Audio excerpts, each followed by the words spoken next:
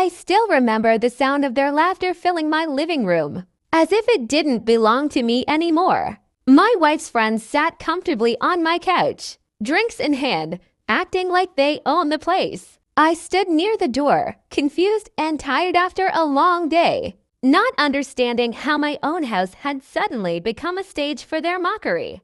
It started as a small argument. One of them joked that I was too boring for my wife, and the others laughed louder than necessary. I tried to brush it off, but the jokes kept coming, sharper and more personal. My wife stayed silent, scrolling on her phone, not once looking up to defend me. Then one of her friends stood up and said it openly, as if it were nothing. Maybe it would be better if I left for the night. The words hit harder than I expected.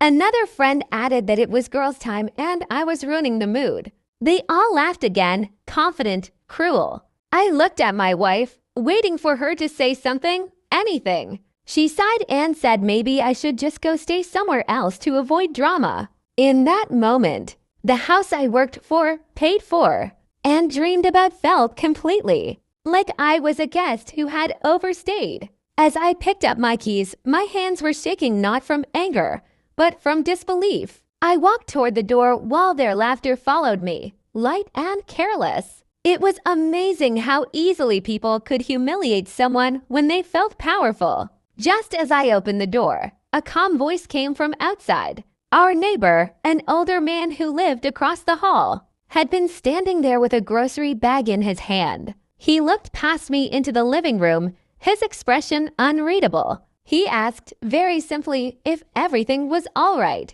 One of the friends laughed and said yes. They were just asking me to leave. The neighbor raised his eyebrows slightly, then looked at my wife and asked whose name was on the house papers. The room went quiet. My wife hesitated, and the laughter faded. The neighbor continued, explaining that he remembered signing as a witness when I bought the house, and that legally, no one could force the owner out, not friends, not guests. Suddenly, their confidence cracked. One of them stood up, embarrassed, muttering that it was just a joke. Another avoided eye contact, suddenly very interested in her phone. The power they thought they had dissolved in seconds. My wife finally looked at me, shame clear on her face. She asked me to come back inside, her voice softer now. The neighbor nodded at me, wished me a good night, and walked away like nothing dramatic had happened. I stepped back into my house, but something had changed.